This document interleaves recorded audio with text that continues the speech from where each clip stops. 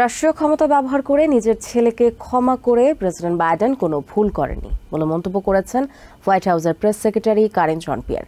নতুন প্রশাসনে বিতর্কিত নিয়োগ থেকে দৃষ্টি ঘোরাতে রিপাবলিকানরা এই বিষয় নিয়ে বেশি সমালোচনা করছেন বলেও দাবি করেন তিনি।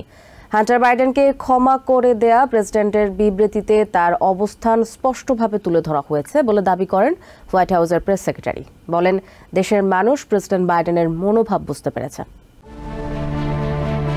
প্রেসিডেন্ট হিসেবে মেয়াদ শেষ হওয়ার আগে চলতি মাসের প্রথম দিন ছেলে হান্টার বাইডেনের দুটি ফৌজদারি অপরাধ আনুষ্ঠানিকভাবে ক্ষমা করেন প্রেসিডেন্ট জো বাইডেন। রাষ্ট্রীয় ক্ষমতা ব্যবহার করে নিজ ছেলেকে ক্ষমা করা নিয়ে তীব্র সমালোচনার মুখে পড়েছেন প্রেসিডেন্ট। বিশেষ করে নবনির্বাচিত প্রেসিডেন্ট ডোনাল্ড ট্রাম্প ও তার দলের আইন প্রণেতারা এর তীব্র নিন্দা জানাচ্ছে। এই বিষয়ে সাপ্তাহিক সম্মেলনে কথা বলেন হোয়াইট হাউসের প্রেস সেক্রেটারি কারিন জন পিয়ার।